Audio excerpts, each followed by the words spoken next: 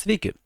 Noriu pakalbėti apie duomenų skaitymą iš failo, kai duomenys yra atskirti ne tarpais, o kableliais, kabletaškiais ar panašiais simboliais. Kas yra CSV failai? Yra aprašyta užduotyje, tai to dabar aš neaptarinėsiu. Pažiūrime pirmiausia, kokią mums programą reikėtų parašyti. Mes turime mokinio pusmečio kontrolinių darbų pažymius, pažymiai atskirti kabletaškiais ir mums reikia suskaičiuoti galutinį įvertinimą, o galutinis įvertinimas būtų sveikasis skaičius ir apskaičiuotas pagal aritmetinį vidurkį. Ką reiškia aritmetinį vidurkį? Tai jeigu mes gauname 9,5 arba 9,6, tai mes apaliname į didesnėje pusę. Kad išspręsti šią užduotį, tai turbūt iš matematinės pusės niekam neturėtų būti problemų, nes tai yra nesudėtinga užduotis, tačiau visa problema yra duomenų skaitymas. Kaipgi skaityti štai šiuos duomenis? Mums reikėtų šią eilutę praleisti, nes ji mums naudos jokios neduoda, ir toliau skaityti po 3 pažymius. Užduotis nesudėtinga dėl ko? Dėl to, kad yra duotas konkretus kiekis pažymių – 3. Todėl mes ir galime nurodyti skaitymą pažymys, ženklas, pažymys, ženklas, pažymys. Kaip pradėti darbą, tai pirmiausia, aišku, pasiruošiam failą skaitimui.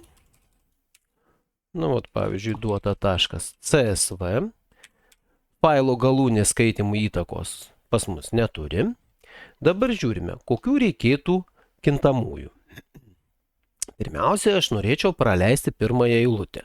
O pirmoji eilutė tai yra tekstas. Tekstui skaityti mes naudojame kintamį string. Tai parašysiu, pavyzdžiui, string antraštė. Toliau, ką aš skaitysiu? 3 skaičius. Ir tuos skaičius man reikės vėliau sudėti.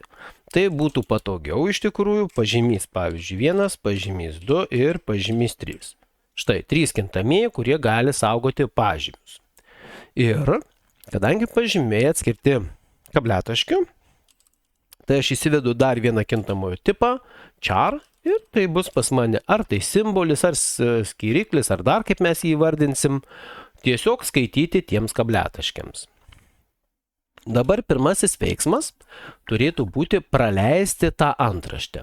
Antraštės praleidimui galime naudoti skirtingus metodus, bet man vienas labiausiai patinkančių yra taip, kad aš imu eilutę iš failo į antraštę. Ir viskas. Čia bus perskaityta antraštė iki galo ir bus galima skaityti jau nuo sekančios eilutės pažymius.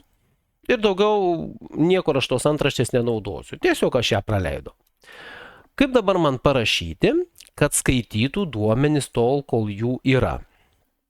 Puikiausiai gali pasitarnauti while ciklas, nes jam nereikia nurodyti tikslaus intervalo, ir parašyti štai tokį sakinį, kad skaityti, ta prasme, ciklai suktis tol, kol aš galiu skaityti kažką iš failo. Ir kaipgi aš skaitau?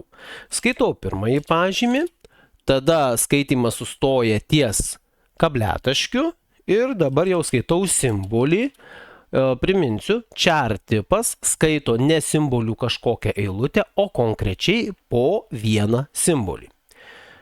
Tada skaityčiau pažymį, tada vėl simbolį ir tada jau 3 pažymį.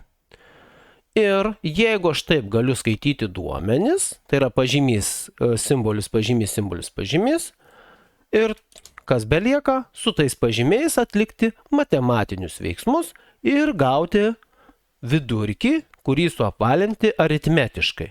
O galėčiau prie to pačio dabar paimti ir pasitikrinti, ar tikrai tuos mano pažymius perskaito. Tuoj pažiūrime, štai taip. Taip, 3 ir su endline. Štai taip.